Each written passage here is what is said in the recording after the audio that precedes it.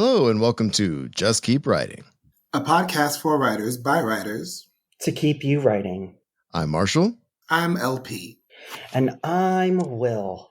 And with us this week is Stephanie Williams. After graduating from University of Illinois at Chicago and entering a career in scientific research, Stephanie Williams pivoted to pursue her childhood dream of writing comic books when she became a mom.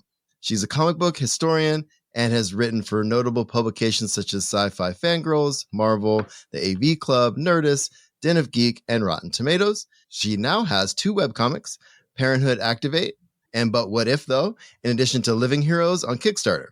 Her writing credits include Nubia, The Amazons, Nubia Coronation Special, Nubia Queen of the Amazons, Wakanda, Moon Girl and the Devil Dinosaur, Wreck and Roll, Strange, and Unsung All-Stars of the DC Multiverse, the Raven Boys graphic novel adaptation, and more. Thank you so much for joining us, Stephanie. Welcome to the show. Thank you. I need to, of course, update that bio already again. And I'm sorry, feel free to update it right now. What else should I have said? I would love to hear it. Well, this was just announced yesterday, but I am bringing Street Sharks back. Yes, very buff sharks. Yeah, we're having fun. Nice. Well, damn. Right? And also, it was just announced about Wonder Woman, right? Yes, I literally just sent off a script to an editor before this podcast. Yes, Warriors in a Wee Wonder, DC Go, Webtoon format. So think Wayne Family Values or Wayne Family Adventures meets Wonder Woman, but better because it's women. Oh, I love it. That's awesome. Okay, so it's going to be handed over to me. I'm just doing your job, Marshall. I was just about to say it, but you were already talking. Go ahead. No, that's all good. The takeover spirit. Exactly. You know, I'm just like, I just take over everything.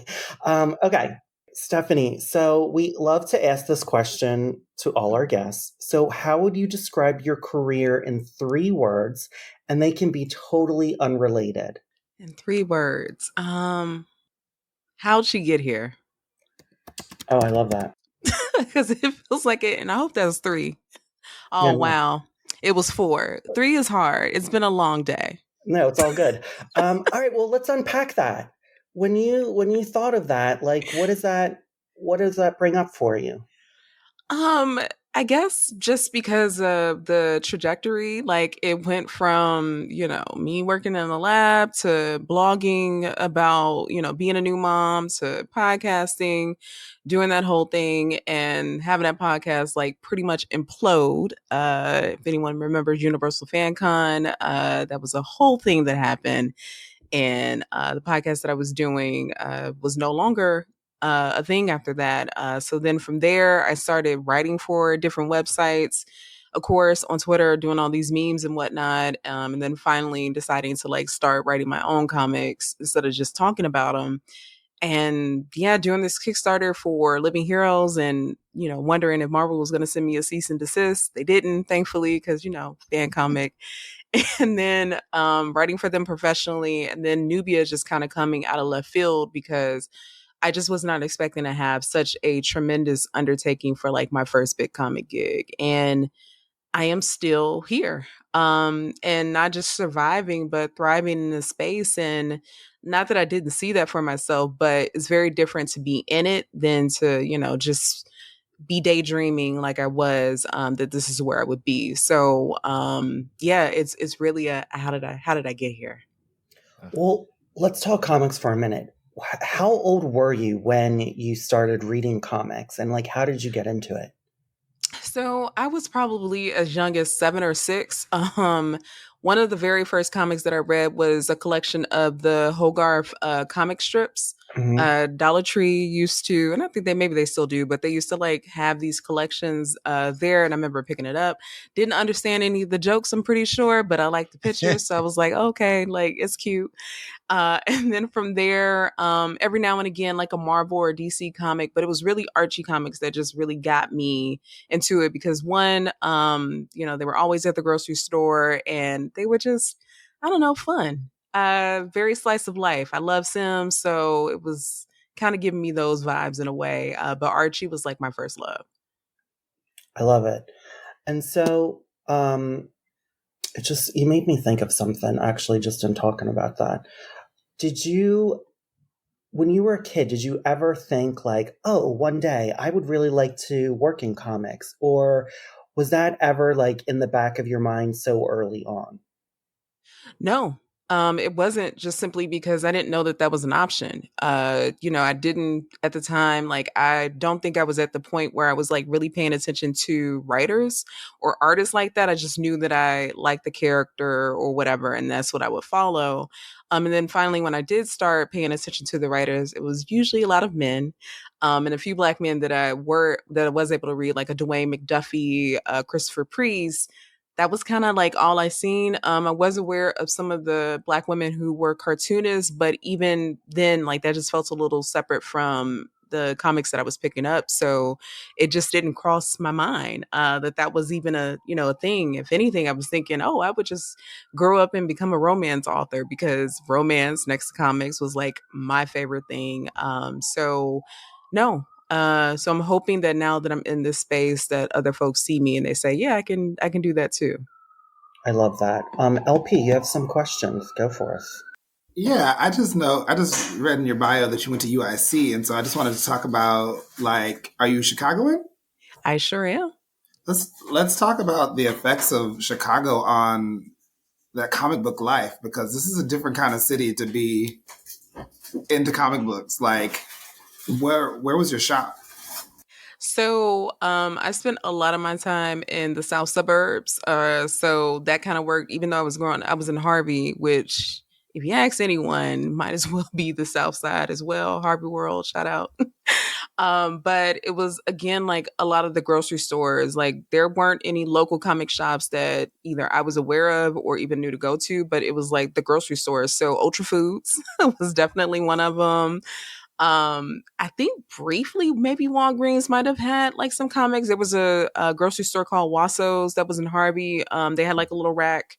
But funny enough, Ultra Foods, because they had like a whole section. It was near the frozen foods. It was in the same aisle as the cereal aisle too.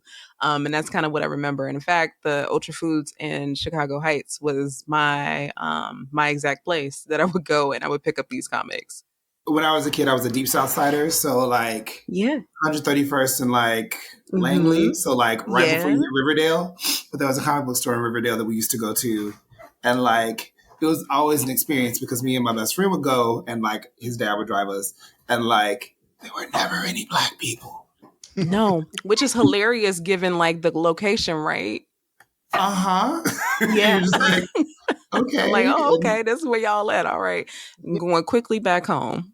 So Mitch and Bradley would just like ride over to pick up some comics, and then like go back about their business, like leaving Calumet City or whatever. So Yeah. I think, so I guess my question is partly because Chicago has the blurred community, but like we didn't know what blurs were growing up because we weren't represented in any real way. So so you talked a little about Priest and Dwayne McDuffie. Like, how did you start to see yourself as a possibility in these spaces? Ooh, probably in an embarrassing way. I just remember like when I realized that I was, a nerd, a blurred before that was a thing. Sixth grade, I had found like a sleeve of Pokemon cards in my English class, and I pulled them out. I was like really excited because there were like a lot of holographic cards, and I think there was a Charizard, a Gyarados, and some other stuff. Okay. And like I was really pumped about this. I'm like, I don't know who left this here, but it's mine now. And I told a friend, and she was like, "Girl, what the fuck is that?" So, so in that moment, I was like, "Ooh." Got it. So it just so happened to be some neighbors across the street. This is two guys that were the brother I think was a grade higher than me, and then the younger brother was maybe 2 grades below, and like they were huge on Pokemon cards. So that's when we kind of had a kinship. And then I found out that they were watching like Toonami and whatnot, and I was like, oh, I'd be watching Toonami too. I didn't know anybody else like stayed on Cartoon Network, because sometimes what was it? Toonami would come on around, what was it, 5 to 6. And like they had the Dragon Ball, Yu Yu Hakusho and stuff like that. And I was like, oh, I can talk to y'all about this. And then I would meet other kids, but I quickly learned like, all right, if I'm gonna be about this nerd shit, then I need to make sure that I am in like company when I'm talking about it. If not, then I'm gonna get the same response I got from my friend, which is, girl, I don't know what this is, but get it out of my face. That's real. That's real. Yeah. I don't know. I raised my kids as geeks, and like, you know, I used to watch Dragon Ball Z back in the day. My kid collects Pokemon cards. It's I don't know, whatever you fall in love with is what you fall in love with. And you just got to find your community within it. I just love that. So anyway, that's all I had to say. It's not that like the community I'm anti the community. It's that like in the 90s, baby, it wasn't much community for us because there was. I was by myself as far as Black folks where I lived. And so it was just like, I geeked out on my own shit, and like nobody knew what I was geeking out over because nobody was going to care or know what the hell I was talking about. So, you know, it's just that card, huh? Okay. Yeah. I'm just saying. I mean, you know, speaking of that, just having conversation, man. I also didn't grow up with a lot of people who read comics in school and everything. And, you know, it was tough enough as it was. So I felt like it was like my secret. Everyone just thought I was super into fashion, which, by the way, I was clearly. So it's interesting how we all start finding community later on. All right. So, Stephanie, how difficult did you find it to actually break into the field? Like, what was that moment when you're like, I'm talking about comics, I'm doing all this stuff, I'm going to do this? Like, what was that moment for you? So surprisingly pretty seamless. And I want to say that I'm an outlier because of that. Sarah Macklin I had known for a while because we were in these same spaces, which was really cool. And she had did the some of the cover art for the podcast episodes that we were going to do for Missy Knight's Uninformed Afro, but that season never happened. So I ended up circling back to Sarah and I was like, hey, like, I think I want to try to like write this web comic. I'm going to send you, this pitch, or at the time it didn't even look like a pitch. I think it was like a paragraph of me explaining what it is that I was trying to do. And she was down. She did some character designs. And yeah, the next thing I knew, like I wrote a page because one, that's what I could afford.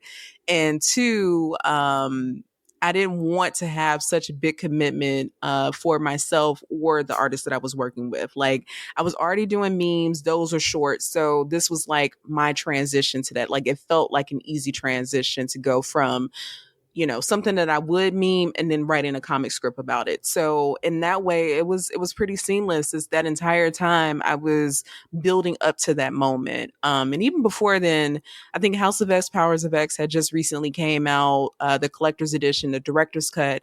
Jonathan Hickman's scripts are in the back. Now, in hindsight, that was foolish of me to like try to learn from Jonathan Hickman's scripts. However, I guess now it kind of paid off because it was insane to even do that. And it really helped me figure out how to make this theme my own because that wasn't something that I could easily replicate. And it really wasn't something that I wanted to do anyway, right? Like I figured if I was going to stand out in this space, then I needed to do it in the same way that I stood out on Twitter, which was by being myself. Yeah, so that's so interesting because I feel like when it comes to comics and especially like writing them, did you feel like that there was just either no information or there was just so many different ways to write a script that you were like, which one do I do?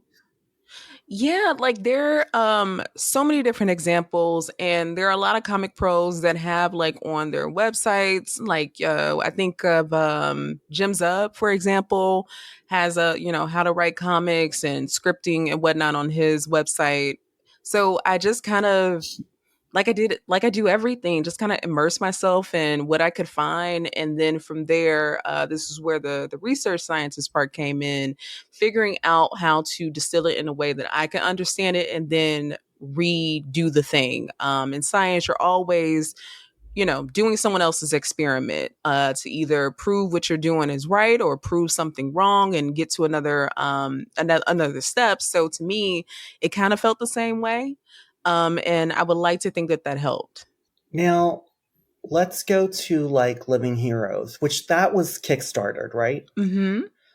What was that process, and why did you choose Kickstarter for that project? Oh, that process was chaotic because I didn't know what the hell I was doing. Like, again, I researched like what Kickstarters were popular and successful and like what they did and tried to follow that. But again, like making my own. Thankfully, Aaron O'Neill Jones's art is what makes Living Heroes to me. And when we put out the first page and it got the reception that it did, then the second page, the reception it got, and people were like, can we get more? And I'm like, sure, but I don't have the funds for it. So that was the reason why I Kickstarted, essentially so that I could pay Aaron and also our colorist, Christina Pong. But, it just kind of felt like, hey, this is what I want to do. So me like trying to express that as bestly as I could and keep things pretty simple with the deliverables, because the other thing that I was worried about was not fulfilling Kickstarter promises. There have been many Kickstarters that I have donated to and haven't seen anything from. That's why these days, like, I just donate and no reward, because I'm just like, I don't even want to think about it. So when we put that up, I was scared because, one, I was like, are we asking for too much money? But it costs to make and do art. The other thing, I just felt that it was so niche. I wasn't sure if it would either reach the audience it needed to or the amount of people we needed to fund it. But that thing funded in like a little over 24 hours. I was blown away because I would have never expected that. That's amazing. And so let's talk about like when you were thinking of, all right, I'm going to do a Kickstarter. I'm going to take my own money. I'm going to pay these comic artists. What was going through your head? Did you think like, am I wasting money? Am I being crazy? Or were you just really energized by the fact of like, you know what, this is the path that I'm going to take and we're just going to go like balls to the wall. We're just going to go into it. We're going to like really go for it. Yeah, I was just kind of just energized. I remember Vita Ayala saying to me, like, hey, like, you're extremely talented and super funny on Twitter, but that can only go so far. If comics is something that you really want to get into, then you need to have proof. Like, you need to show and prove. So for me, it was that. And again, because I was essentially at the time just making comics that would have been memes, to me, it didn't feel like, I don't know, it just felt like a natural progression. And it felt like I was doing myself more of a favor by having, my thoughts and jokes or whatever in a comic form versus meme form where, it could get lost in the sauce on the internet. And also like I can't build a portfolio off of that. So to make those memes into comics, for me, it just made me happy, even if nothing would have came out of it. But it was just nice to say, hey, I'm going to do this thing and to actually do it. After Living Heroes came out, what was the response like within the industry? Like, did you have a lot of people like, just like fellow writers or artists or people who wanted to be writers or people who were trying to break into the field and really like kind of surround you in like love and like appreciation and just like, wow, you're really doing it? Like, what was that experience like when it was released? It was great. It was humbling, because people really believed in that project. And, to have folks tell me like, I've always wanted to see something like this because, Living Heroes is really just about these Black women and Jennifer hanging out and just kind of living or whatever, a very slice of life. And it was something that I had always kind of talked about when talking about comics. So to have people be so receptive to it, that just meant the world. And also to have like industry professionals that I admire and just really love their work to come back and say like, yo, this is brilliant. That also was just like, okay, it looks like I'm doing what I'm supposed to be doing. Like it feels that way, but now I'm getting the external validation of it to go with the internal validation that I was building within myself. So it was a really great feeling. But then on the flip side of that, I also finally experience the negative side of that, and either folks not liking something just not to like it, or it's just not their thing, or just being really negative about it, like, well, how did she get to do this? She doesn't own those characters. And I'm just like, well, it's the same thing as fan art. Like, this, do you read fanfic? Because if you did, like, there are so many people doing this. And for a lot of writers, as I found, that a lot of them got their start in fanfic. I think of Claudia Gray, who is huge in the Star Wars space. Yeah. Oh, and also because I'm Black. Yeah. The goal. So LP, I'm glad you bring that up, because the goalpost has moved so much. And also add that I'm a woman on top of that. It's been interesting because for a little while, I guess the reason why I said earlier, like, how did she get here? Because I've often felt like that's how other folks felt. Because I went from just this funny person on Twitter to being this prolific writer. And it wasn't a thing of, I'm just getting jobs because of my Twitter following. Like, no, I had to really put in work because, when you come in and you do a heritage book, you get those 2 pages in Black History Month, and you're never heard of again. Like, we never see some of those writers again. And I did not want that to be me. And I also didn't really know how to go about preventing that, because that is something that is systemic and I had no control over. So really, to be here today talking to you guys, and for, to be writing Warriors and We Wonder and Star and Street Sharks, like, that is that's a lot of time and effort, and just me putting up with a lot of crap to get here. Well, I just want to say this before the episode ends, that you are my biggest inspiration, and meeting you at FlameCon was really lovely.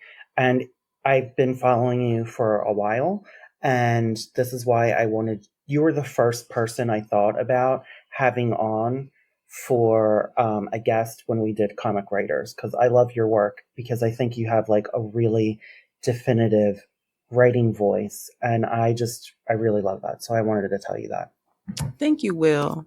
Are you getting choked up? Oh, you want to see me cry, don't you? I mean, you about to have me choke up a little bit.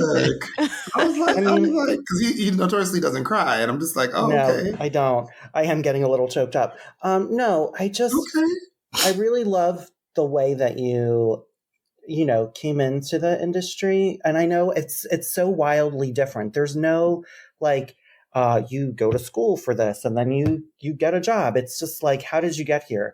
And I really love your work. I think you just have this really awesome voice that you don't really see in comics. Like, you don't see a lot. I personally feel like you don't see a lot of comic writers have this like fresh voice. A lot of it, I feel like, can feel very reductive. And they're just recycling because they were fans of things. And I feel like your work on Wonder Woman, which I want to talk about, is really, to me, like, you can tell that you love the character, but you're also doing things that we don't often see enough when Wonder Woman and the Amazons, and especially with Nubia, have been written. So I kind of want to go from, after you did Living Heroes, what was next for you? What happened after that? So after that, I got an email from, this was like in November, so maybe 8 months or so after the Kickstarter, was a thing. So I was in the middle of fulfilling these deliverables, and I got an email. I remember I was like coming back from the gym, and I'm pretty sure they heard me screaming in the car because I got an email with someone with a marble.com, email address, and it ended up being Sarah from Marvel, and she's like, hey, it wasn't even because of Living Heroes. It was because of an article that I wrote about the best butts in Marvels, like a listicle or whatever. And she thought it was humorous and funny, and wanted to know would I be interested in doing a 2-page story and Legacy. So of course I was down for it. I immediately knew what character I wanted to use, which was Monica Rambeau. And because I spend so much time reading kind of like Bronze Age comics, that's where Monica had her heyday with the Avengers. And I was kind of thinking about that and like, Describe okay, Bronze so Age. wait, is that bronze or is it, what is that considered, the 80s? You're right, but describe Bronze Age. Okay, gotcha. Yeah, so Bronze Age is, I think, 70s to 89, and then 90 is when we start getting to, I guess, what you would consider contemporary comics. So Golden Age is 1930s to the 1940s, I believe. Silver Age, 50s to the late 60s. Then Bronze Age is again like late 70s all the way to 89, maybe even 90s. But those comics, if you think about them, they're just wordy as hell. Just walls of text. And I love it.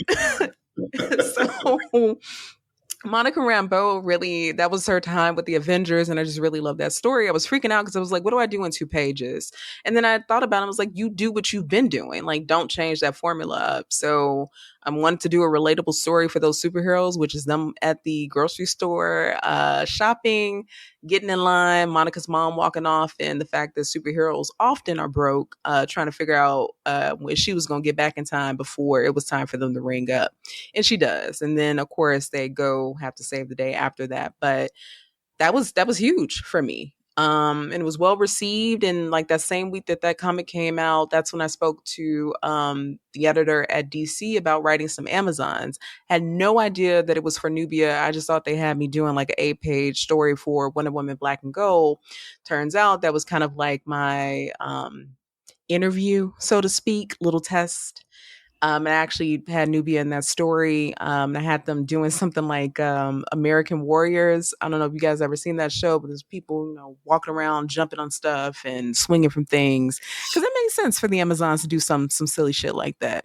So I remember talking to Vita Ayala about it, and for like an hour we wasted time because I thought that's what they wanted to talk about, but they were like, no, like, what do you want to do with Nubia, like as in the series? And I'm like, oh, so much. So then we got into it, and yeah, I was a nervous wreck, just because Nubia was this character that had been gone for so long and had been recently been brought back by LL McKinney. And like, how do you follow that up? And how do you, give her a definitive place? And I'm someone who, I love continuity.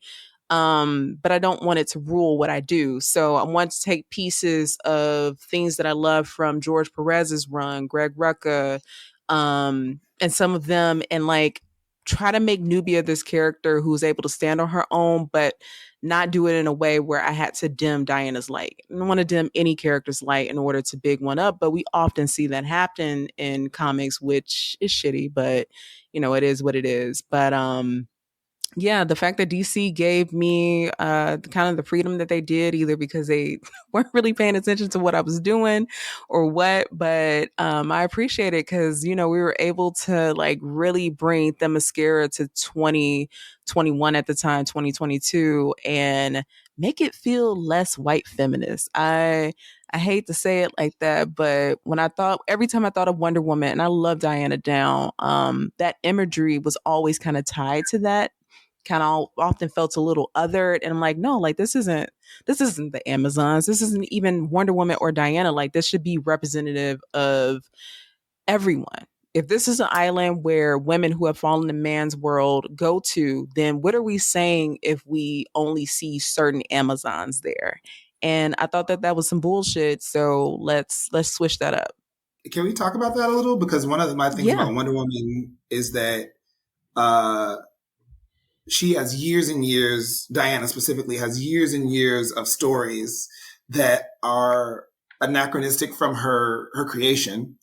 And it's really, and so it wasn't clear to me until I saw people trying to adapt it for film that I was like, it's really hard to make Wonder Woman make any kind of sense when she's like this agent for peace who was trained as a warrior, and like, what's actually going on? So how did that affect how did the cluster that can be writing Diana affect the way that you approach Nubia? I knew that it couldn't be a copy and paste thing with we throw a little bit of season on there and we change a little bit. Like it had to be a thing where we figured out who the Amazons were at their core. There is a page from George Perez's run. I think it's issue 9. I could be wrong, but there's a scene where Hippolyta is like hell bent on going behind Doom's doorway to go after Diana. And Philippus is like, no, you can't do that. You will be in danger. I can't allow that to happen. Mm-hmm. So they fight. And like it's a fight that neither woman wants to partake in, but because they are both bound by their individual duties. So Hippolyta to her daughter Diana, and Philippus to the queen whom she is supposed to protect, and they both love each other. It's a battle that is very it's kind of bittersweet because Hippolyta ends up winning, of course, and before she leaves she was like, I'm sorry and I hope you can forgive me when I come back. And that was a moment that just kind of broke it wide open for me as far as like who these women are and why Diana is who she is. Like, yes, she can fuck you up if she needs to. However, she's going to try to lead with compassion. And she is someone who is going to do what she needs to at the very end of the day, because that is her duty. So thinking of that, I want to infuse that into Nubia, and kind of amplify that. You have this character who, we only know for really honestly those 3 pages, well, not 3 pages, but 3 comics that she first appears in, like this woman who just shows up on Themyscira, boots on, fucking up the couch, and essentially, challenging Diana for this crown. No one knows who she is. She bests her and then she just randomly leaves. And then we get this backstory of her being this other baby that Hippolyta made out of some other clay that she found. And Mars showing up and kidnapping Nubia and I guess giving Hippolyta some type of amnesia. And she doesn't remember that she has another child until Nubia shows up. And then you have Nubia sequestered away on this floating island with nothing but men. And she's just lonely because she wants this sisterhood, even though she doesn't really exactly know that's the thing that she wants. And I didn't want Nubia to be reintroduced and othered. So the Well of Souls was important to me to have her come through there because that way, like she was always meant to be an Amazon, no matter what her past life was. That was something that she was destined to be. And also DC wanted us to change her original origin so that she wasn't made of clay, just as Diana was, which I thought was, an interesting aside, but I was like, let's make this work. I still want them to be tied together in some way. So that's why I have Nubia coming out of the well a few days after Diana is born to kind of get into their connection, which I'm actually able to explore now in Warriors and a Wee Wonder, which I'm looking forward to y'all reading. I can't wait to read it. Okay, so there was this quote I think I saw. Well, I saw something, I'm paraphrasing, so if I get it exactly wrong, you can correct me. But that you really wanted to write the Amazons as a true sisterhood, that they really had their back, but at the same time that they were competitive and, like they'll correct each other, but you really wanted to explore the notion of sisterhood. And we really haven't, I feel like, fully seen that. So tell me about that observation and why it was so important to you. It was important because, again, like I said, just Wonder Woman and just the Amazons prior, just it kind of felt like othering to other women. And I didn't like that. Like that doesn't look like sisterhood to me, right? Like sometimes you're going to be dealing with people that you get on your nerves, you don't actually like or whatever, but that doesn't stop you from, being in community with them. Community, sometimes you're going to be uncomfortable and that's just what it is. So because we were on Themyscira for that entire miniseries, it was important to me to show the different dynamics that even though these women are all Amazons, they have a sisterhood, they do still have disagreements. they don't always get along. They challenge each other, but not just on the battlefield, but just, mentally, emotionally, or whatever. So it was really important for me to show that aspect of sisterhood versus just, all these women dressed in the same robes and same hair. And like, that's what, because they look like a sorority, like that's what makes it a sisterhood. Like, no. These are individual grown ass women who have been alive for centuries. Like they've been through some stuff. Some of them have known each other for millennia. You damn well somebody's on someone's nerve. Yeah, for sure. So I know you were really, like you said, you were nervous about going into it, but really excited. So what was the process like for you? What did you find out about yourself as just being a writer and an artist, writing IP and going through that experience?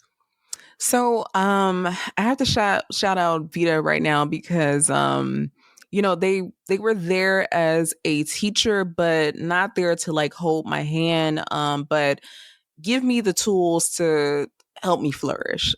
So we outlined everything together, and Vita was like, "Hey, like I want you to get your reps in, so you're gonna script this. Like I'll take a look at the scripts, but that's on you." So I was appreciative of that because my very first script turned that in and it was awful. Just simply because I was really being that Bronze Age reader and it was wordy as hell.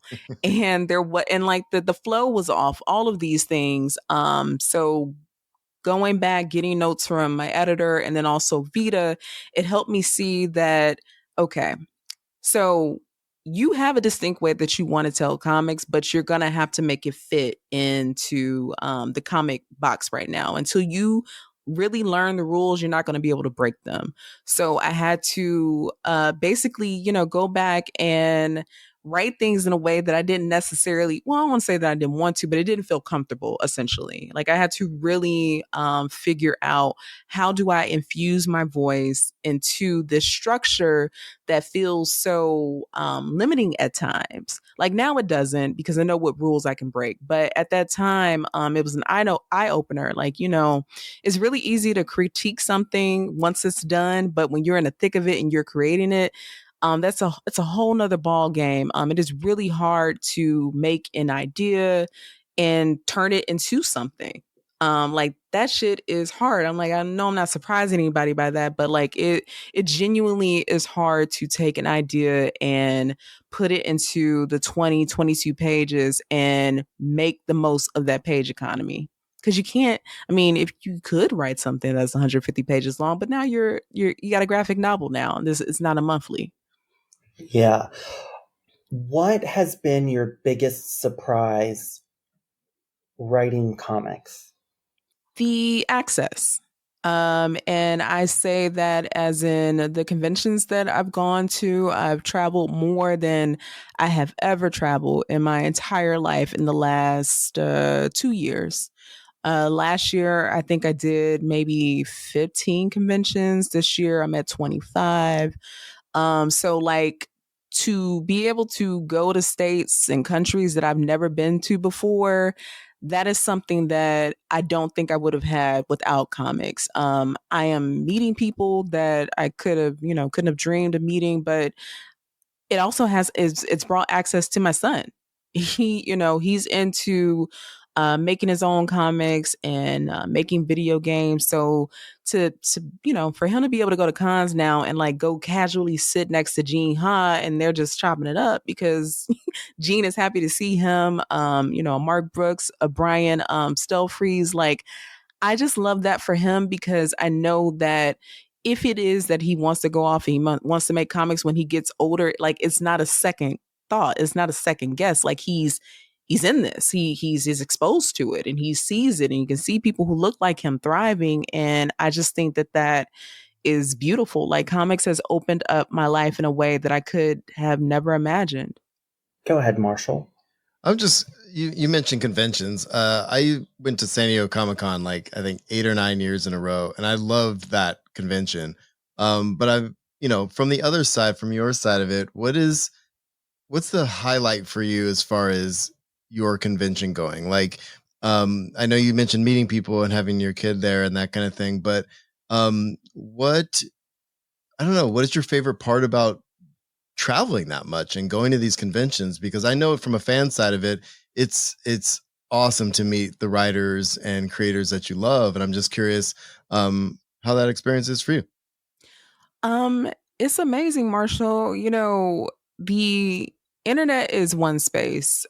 So like sure you can get praise on there and people tear you down on there, but when you're at these conventions, you're meeting people who want to be there. And then you're meeting people who obviously want to meet you. And sometimes people who didn't even know that they wanted to meet you. They just happen to pass by the table. Yeah. But I get to meet so many different people from all walks of life, and to have someone come up to you and say like, hey, like the way that you wrote the Amazons gave me enough courage to come out as trans. Like I heard that recently while I was at MomoCon, and that was amazing. This person came by the first time and, then circled back around, and I could tell that they were a little emotional. So I was like trying to like prepare myself for whatever it was that they were getting ready to say. And I wasn't expecting that. And that makes all the, the dumb shit, the goalpost moving, all of that, it no longer means anything because of that type of impact. To, have folks come up and say, hey, like, I'm back to reading comics because of, something that I read of yours. Like, I love that because I love comics and I want people to read comics. Mm-hmm. So even if it's not my stuff, like if you are now reading more comics, like that is amazing. I love that. And then to just have like little kids, especially little girls, come up to me and be like, oh, like I'm working on this story right now. Do you want to hear about it? Like, hell yeah, I do. Yeah. And I often take the time to make sure that I do, and to give folks that come up to my table, the time of day, and, let them know like, hey, I'm not just here trying to sell you anything. Like I want to make a genuine connection because, I love comics that much that I just feel like it's one of those mediums that bring people together in a very special way. People who have sense. I'm not talking about the comics gays folks, and they don't have any sense. But it's just such a beautiful medium. So to write stuff that people take to heart in the same way that there are stories that I take to heart, like that is that's next level to add to the mythos in that way. I love that. That's such a good feeling and a good story. Yeah. I know Marshall really appreciates that. No, I really do appreciate it. And I think part of it for me too, from going to those bigger conventions too, is walking down the artist alley and like you said, meeting folks I didn't know I wanted to meet, you know what I mean? And seeing art I didn't know I needed to see. And the tables I spend time at, or the people I end up spending time with, are the ones that do genuinely aren't sure. We're all there. They're all there to sell something, but at the same time, to give that time and energy to the next set of creators and stuff. And I just appreciate that, hearing that so much. As a parent of teenagers that are creative in their ways, that, it just means a lot that people are making that time to do those things and to do it the right way. And it's just so good to hear. So thank you. You're welcome. I mean, because why else do this if you are not trying to make the road a little bit easier to travel for those to come behind you? This space still has a long way to go. So anything that I can do to make it a little bit easier for whoever comes after me, even the folks that I'm currently standing with, I'm going to try to do, because, we deserve great stories. And we're only going to get access to those if we broaden up who is able to do the storytelling. Yeah, absolutely. Speaking of bringing people up and mentoring, do you feel like mentorship in comics is happening? Yes and no. Because that's a tricky one. I mean, sorta. I feel like the mentorship part is, the folks who get it are the ones that maybe possibly, I'm not saying that they don't need it, but like they already have the access and the privilege. I was very lucky again to have someone like Vita Ayala kind of be that mentor. So I don't see it in, I didn't really see other Black women mentoring each other like that because there wasn't really a lot of us in the space anyway, or at least in the main comic space like that. So I wanted to make sure that, I'm doing that to the best of my ability. Like I'm settling into being the comics auntie because, I see like someone like Morgan Hampton and, I just adore and love him so much. And now that we have this working relationship where he reaches out and he's able to vent or ask me, is this right, does this make sense, and I'm able to tell him yes. Same thing with Asia Simone, Asia Fullmore, and just some of the other young women that I've worked with, to let them know like, hey, like this is what you should be expecting, this is what is not okay. No, like you should get invited to this con, I'm going to make sure that you get in there, just letting people know like they're trying to pull the wool over your eyes. Like it doesn't really work like that. And not on my watch am I going to have you getting taken advantage of. And what would you say to someone like who had no idea what to do, how to break in writing for comics? Like what are some of the things that you think if someone wanted to write in comics, like I would try doing this? So it's not sexy, but putting the work out there, especially if you're a writer, that's a little bit difficult because you need the art part. So I would say start small. You should absolutely pay your collaborators. So whatever it is that you can afford, you should go for that. So maybe that 22-page one shot that you want to do, maybe dial it back a little bit and maybe do 16 pages, 8 pages, or hell, even one. But whatever it is that you can do to get work out and then get work out there consistently. Also, if you're a writer, you sometimes don't even necessarily have to be writing comics to get a comics job. Again, like my first gig came from one of the articles that I had written. Even in regards to the Amazons, the reason why that editor felt so strongly that I would do them justice is because she had read my piece about the evolution of the Dora Milaje from comics to movies. So again, like that wasn't me writing a comic, it was me writing about comics. So you just want to make sure that your voice is clear, distinct, and out there. And like, you just never know who's watching. 100%. What I know Street Sharks was just announced. So I want to ask you, why Street Sharks? Like what moved you towards wanting to write that? So, I am adamant about, I am always going to write Black women and Black girls. That is always going to be my go-to. But I also want to get calls outside of February. I also want to get calls outside of Juneteenth. And unfortunately, a lot of Black creators, we get boxed in. Some stories, they don't get the green light because there's not enough trauma in it. Or there isn't, whatever the agenda is. And for me, I just love storytelling, but also I was a big Street Sharks fan too. And the editor who suggested me for it knew this.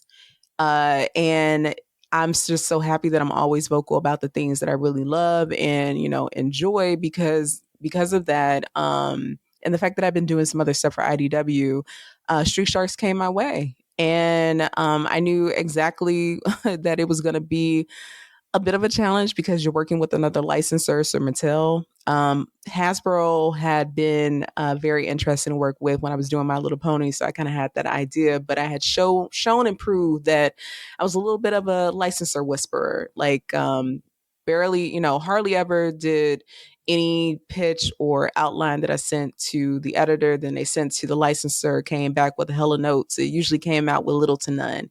Because at the very end of the day, like that's their IP, and I'm there to pretty much service the client because that's who they are. And originally it felt ugly to think of it that way because I'm writing comics, I'm doing something I love, but it is still a job, and that is okay.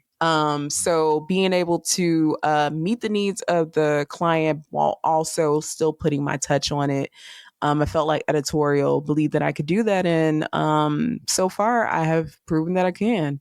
I really cannot wait for you all to check out Street Sharks because I'm pretty sure people are assuming like, oh, she's going to make the characters queer and black coded and all these other things. And sure, it'll still be black coded because I'm black. So there's just no right way that wouldn't come out, right? But it's still as do-bro-y as it's going to be, just simply because, I am a fan of the original series and I know what the hell I'm doing. So trust that. I love that. That's awesome. And I love me and LP are thinking in the same thoughts. So go ahead and have LP ask it. Oh yeah, go ahead, LP, because he typed it, and I was like, maybe his mouth is full, and bitch is eating, so he wanted me to. So go ahead, right. LP. Well, I have to do something to get a word in edgewise, which will take over spirit. Anyway, I wanted to ask. So, what would be your dream comics writing job? Ooh, so funny.